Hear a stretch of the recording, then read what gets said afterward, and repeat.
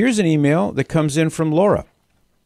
Fascinating email. Laura says, I have a friend who feels she discovered that she can communicate with spirits a couple of years ago. She says her spirit guide is Archangel Michael, and that he keeps all of her communications safe and won't allow her to communicate with any evil spirits.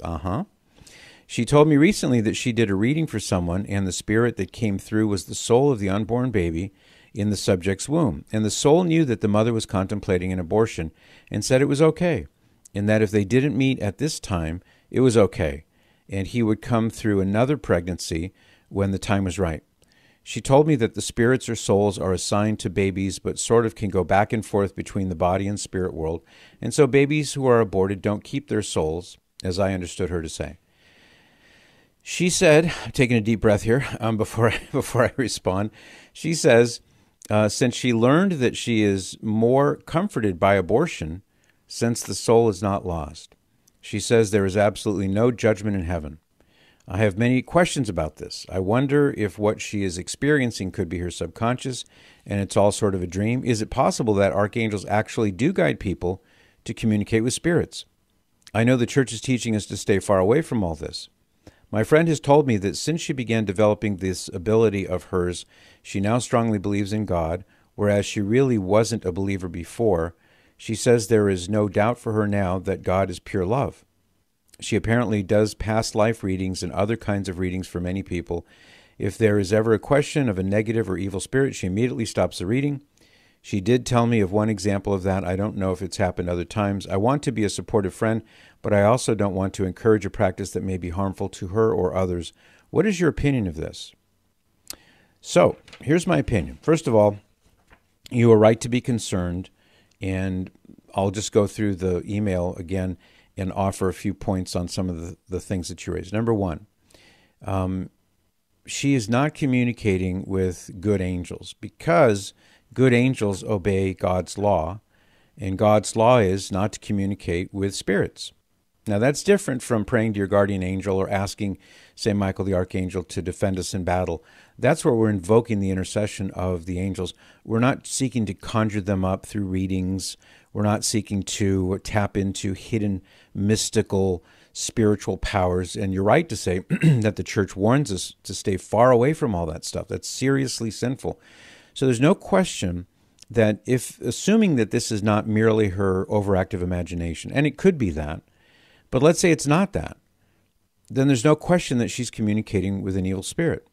And you can tell there's certain hallmark signs. For example, saying, it's okay, don't worry. I'm going to keep you safe and you're not going to communicate with any evil spirits.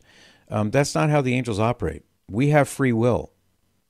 And God permits us in our free will to choose for or against him. So whether she realizes it or not, she's choosing against God by believing in the lie from this entity who's telling her that she's protected. Her thoughts and her interactions are encrypted, or whatever, however it is he's explaining this to her, is simply not true. The second thing, and this is the biggest red flag of all, this entity is purporting to tell her through another entity, which is the unborn child in her soul, whom she's thinking of aborting. Hey, Mom, it's okay. You can go ahead and abort me. That's fine, because I'll come back a different way. When you get pregnant again, I'll come back that way. So first thing is, that's not how the souls of human beings work. At the moment of conception, when the physical union of the parents produces the union of the sperm and the ovum, at that moment, at the moment of conception, that's when God creates the soul. The soul is not pre-existent. The soul didn't live in some premortal existence just waiting for its opportunity to come into a body. That's not true. God sovereignly acts in that moment and creates the human soul. That's how all of us came into existence. And all at that very moment of conception, body and soul are united together in that same instant. So that being the case, there's no question about this unborn child, this is really a demon if you ask me, saying to her that it's okay, I'll just go back into that reservoir of unborn souls where I was waiting, and I'll come back in a different... That's not true. It's also not true because it's suggestive of reincarnation, that I'll just come back in a different body, a different time. And the church roundly rejects reincarnation. I won't get into the reasons why just now, but just be aware of that. Then the worst part of all is that this entity is lying to her, lulling her into this false sense of security, believing that, well, it'll be okay for me to abort this child. Think about what this is saying here for a second. How can this possibly be good? When God's law, and she knows the 10 Commandments, I'm sure of that, God's law says, thou shalt not kill. Thou shalt not intentionally put to death an innocent person. So who's she going to believe? Is she going to believe God and the teaching of the church, the teaching of Jesus, thou shalt not kill? Or is she going to believe this shadowy entity that purports to be the unborn baby in her belly telling her, it's okay to kill me? Don't worry, it's okay. See, you could see how fraudulent and really ridiculously stupid that is. It's a wonder that she would even fall for that. But in any case, maybe she's just emotionally wrapped up in this. And it would be the devil's lie to say, go ahead and do it because, I'll just come back. So it really just lessens to the point of entirely eliminating the immorality of that act. And that, of course, can't be done. So those are two biggies right there. And you mentioned, could this be her subconscious? Could this be a dream? It's possible. It's possible that this is all something just from her own imagination, but it's also possible that this is a demonic entity who's trying to lead her away from this. Now, the last thing you mentioned, and I'll leave it at this, you mentioned that she now strongly believes in God, whereas she really wasn't a believer before. Well, I don't doubt that maybe her openness to spiritual things is now higher than it was before, but she's not communing with God here for the reasons that I just mentioned.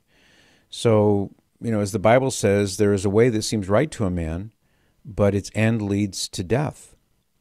So there are plenty of things that people might think are really A-okay, but in fact they find out later that they're really not, and this is certainly one of them. And she says that she believes now more in God. Well, does she really?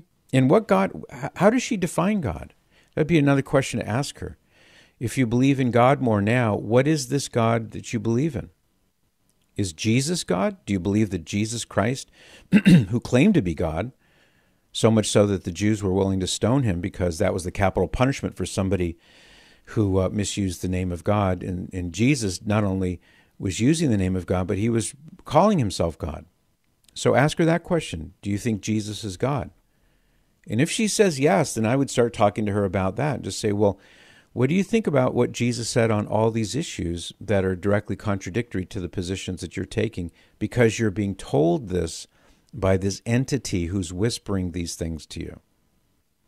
So that would be a line of questioning. Also, it says in 1 Peter chapter 5, it says that your opponent, the devil, is like a roaring lion who's prowling around looking for someone to devour.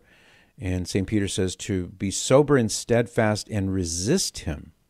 Don't give him an inch or he'll take a mile. And I'm afraid that's exactly what's going on in this fantasy world that your friend is living in. So my thoughts to you then would be, Laura, do the best you can. Be a good Catholic friend to her. Encourage her to drop all this. Encourage her to get to confession. Encourage her to pursue her newfound interest in coming to know, love, and serve God. But she's got to make sure that she's on the right track to the real God, not one of these fallen angels who is posing as a spirit guide.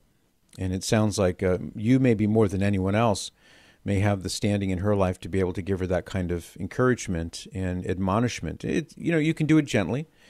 Fraternal correction is sometimes necessary, and that doesn't have to be harsh. It doesn't have to be astringent. It can be, putting an arm around her shoulder and gently saying, you know what, this is leading you down a very dark path away from God, and you need to turn back off this path. And then I would say pray the rosary for her, because Our Lady, who is Queen of Angels, she also has authority to rebuke demons and send them away. So in your daily prayers, pray the rosary every day for your friend, that she will be freed from this strange fascination that she's gotten herself entangled in. And you will be doing her a very good service, Laura. For more of The Patrick Madrid Show, visit relevantradio.com/Patrick.